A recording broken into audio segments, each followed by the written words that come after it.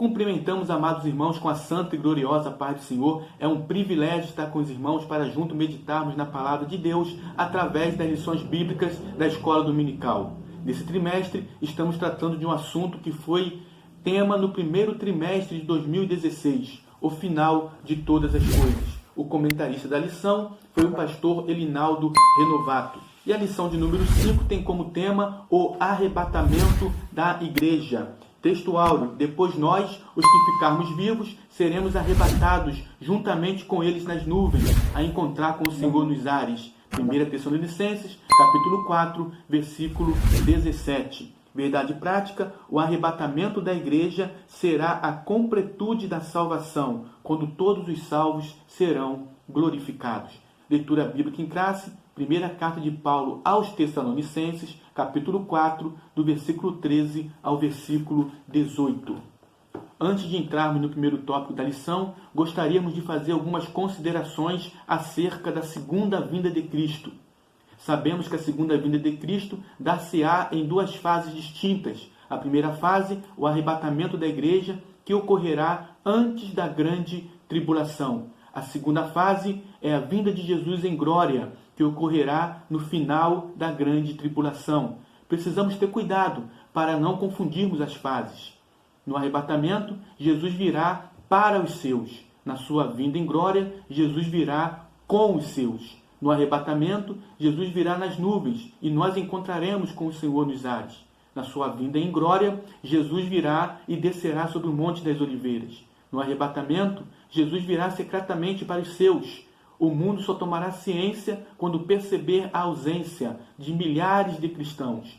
Na sua vinda em glória, segundo o livro do Apocalipse, no capítulo 1, versículo 7, todo olho o verá, até mesmo aqueles que o transpassaram. No arrebatamento, Jesus virá como noivo para buscar a sua noiva amada, que é a igreja. Na sua vinda em glória, Jesus virá como rei e juiz para julgar as nações e estabelecer o seu reino milenar. Estamos estudando nesta lição acerca da primeira fase da segunda vinda de Cristo, que é o arrebatamento da igreja. E a palavra arrebatamento significa remoção repentina, de modo súbito.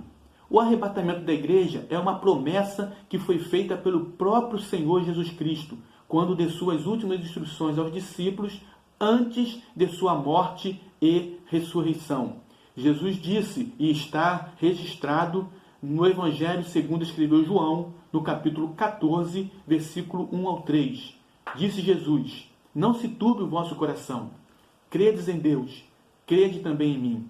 Na casa de meu Pai há muitas moradas. Se não fosse assim, eu vou-lo teria dito, pois vou preparar-vos lugar. E se eu for, e em outras versões diz, e quando eu for, e vos preparar lugar, virei outra vez, e vos levarei para mim mesmo, para que, onde eu estiver, estejais vós também. Primeiro tópico: todos os salvos serão arrebatados. Primeiro subtópico: a reunião dos salvos no encontro com Cristo. O arrebatamento da igreja reunirá os que morreram em Cristo e confessar aqueles que confessaram Jesus como seu Salvador e permaneceram fiéis até a morte, e os que estiverem vivos aguardando o glorioso evento. Então, neste momento, no momento do arrebatamento, também será a reunião dos salvos. Será a reunião daqueles que dormem no Senhor, que permaneceram firmes até a morte, como diz Apocalipse, capítulo 2, versículo 10. No versículo 10, na parte C do versículo, diz assim: sê fiel até a morte, e dar-te-ei a coroa da vida. Então será a reunião dos nossos irmãos que já dormem no Senhor com aqueles que estiverem vivos, aguardando o glorioso evento. E quem será arrebatado? Todos os salvos que foram transformados mediante o novo nascimento. Todos aqueles que foram regenerados, aqueles que nasceram de novo, como diz o apóstolo Paulo na sua segunda carta aos Coríntios, no capítulo 5, no versículo 17. Se alguém está em Cristo, nova criatura é. Todos aqueles que aceitaram a Jesus e nasceram de novo, chegarão aos céus, serão arrebatados pelo Senhor Jesus Cristo. Só chegarão aos céus aqueles que lavaram suas vestes no sangue do Cordeiro. Portanto, a promessa do arrebatamento e do céu é para aqueles que vencer. Amém? O arrebatamento e a ressurreição dos mortos é o nosso segundo tópico. Primeiro subtópico, a ignorância acerca dos mortos.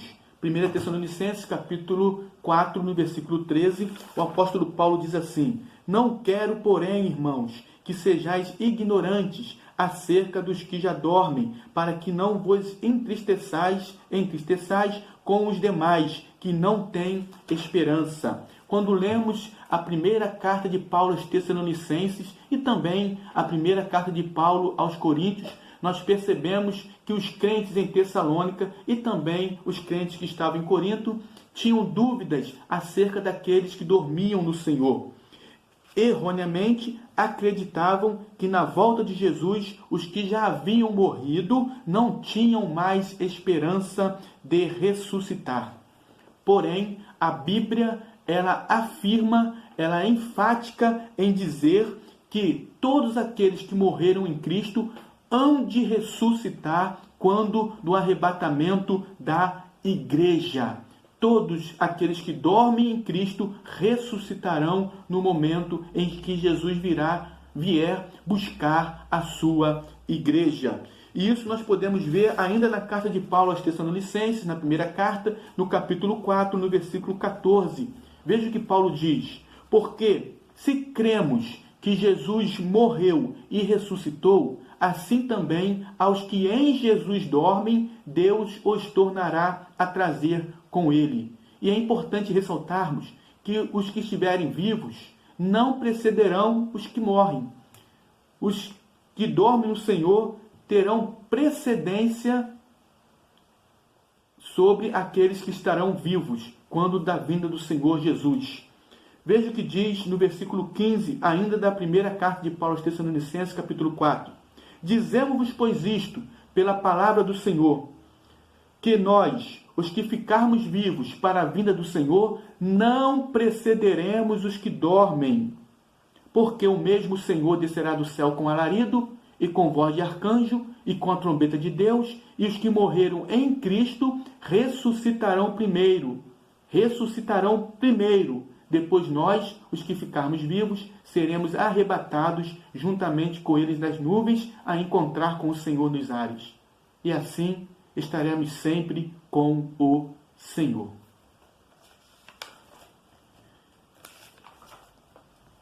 A primeira e a segunda ressurreição. A Bíblia nos informa sobre essas duas ressurreições. Em João capítulo 5, no versículo 28 e 29, diz assim: não vos maravilheis disso, porque vem a hora em que todos os que estão nos sepulcros ouvirão a sua voz, e os que fizerem o bem sairão para a ressurreição da vida. Primeira ressurreição. E os que fizeram o mal para a ressurreição da condenação. Segunda ressurreição. A primeira ressurreição. Quem faz parte da primeira ressurreição? A primeira ressurreição é a ressurreição dos salvos, daqueles que esperam a volta de Jesus. O primeiro a dar início à primeira ressurreição foi Jesus. Por isso que o apóstolo Paulo aponta dizendo que Jesus é a primícia dos que dormem. Certamente os irmãos já ouviram falar de alguns personagens na Bíblia que ressuscitaram, tiveram restauração de vida, tanto no Antigo Testamento quanto no Novo Testamento. No Antigo Testamento podemos citar o filho da viúva de Sarepta. Também podemos citar o filho da Sunamita. No Novo Testamento podemos citar o filho da viúva que morava na cidade de Naim. Podemos citar ainda a filha de Jairo. Os homens chegaram para Jairo e disseram: sua filha está morta. E Jesus foi até a casa de Jairo e houve um grande milagre. A menina ressuscitou. teve uma restauração de vida. Podemos citar ainda Lázaro, o amigo de Jesus, que estava no túmulo e ressuscitou.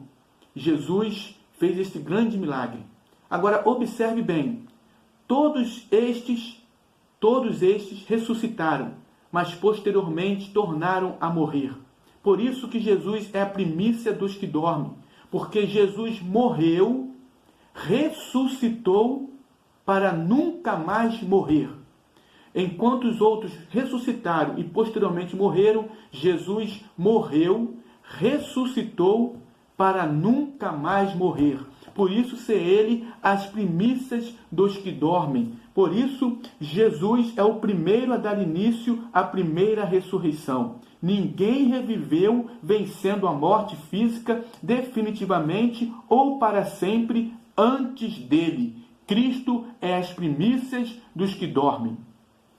Na primeira ressurreição, segundo o nosso saudoso pastor Antônio Gilberto, no seu livro O Calendário da Profecia, diz: a segunda ressurreição reunirá os que vão ressuscitar no momento do arrebatamento da igreja, são todos os mortos salvos desde o tempo de Adão. Todos aqueles que morreram, que tiveram fé em Jesus Cristo, e também aqueles que morreram esperando uma pátria melhor, como diz ali em Hebreus, no capítulo 11, do versículo 13 em diante, todos esses farão parte da primeira ressurreição. Também a Bíblia nos informa que fará parte desta primeira ressurreição as duas testemunhas. Está lá em Apocalipse capítulo 1, do versículo 1 a 12, o grupo dos mártires, que são aqueles que aceitarão a Jesus, a Cristo, durante a grande tribulação.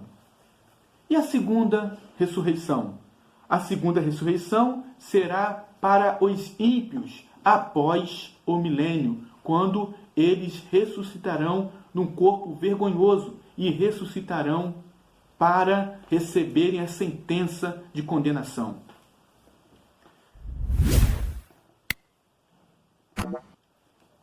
Terceiro subtópico, a transformação dos crentes que estiverem vivos quando Jesus voltar. Os salvos que estiverem vivos na volta de Jesus serão arrebatados e transformados. E como se dará essa transformação? A palavra de Deus nos mostra através da carta de Paulo aos Coríntios, no capítulo 15. Observe que para entrarmos nas mansões celestiais, nosso corpo será transformado num corpo glorioso.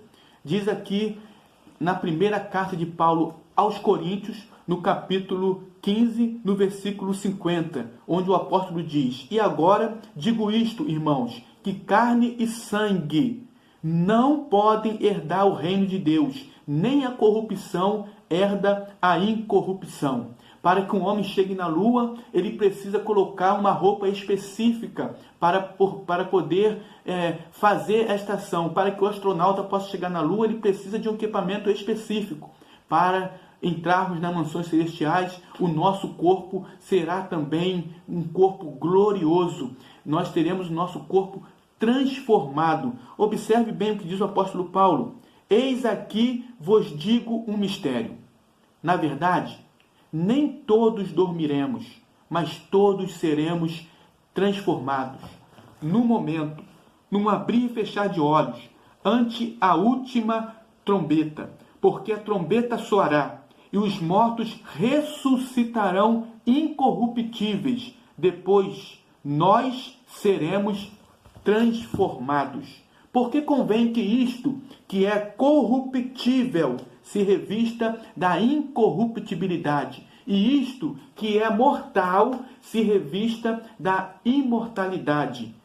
E quando isto que é corruptível se revestir da incorruptibilidade, e isto que é mortal se revestir da imortalidade, cumprir-se-á a palavra que está escrita: tragada foi a morte na vitória. Onde está, ó morte, o teu aguilhão? Onde está, ó inferno, a tua vitória? Ora, o aguilhão da morte é o pecado, e a força do pecado é a lei, mas graças a Deus que nos dá a vitória por nosso Senhor Jesus Cristo. Portanto, meus amados irmãos, sede firmes e constantes, sempre abundantes na obra do Senhor, sabendo que o vosso trabalho não é vão no Senhor. O apóstolo Paulo está dizendo que quando Jesus vier buscar a sua igreja, esse corpo corruptível se revestirá da incorruptibilidade. Esse corpo mortal se revestirá da imortalidade. E então nós teremos um corpo glorioso. Nós teremos um corpo semelhante ao corpo do nosso Senhor Jesus Cristo. É o que está escrito em Filipenses, no capítulo 3, no versículo 21. Veja o que diz Filipenses capítulo 3, versículo 21.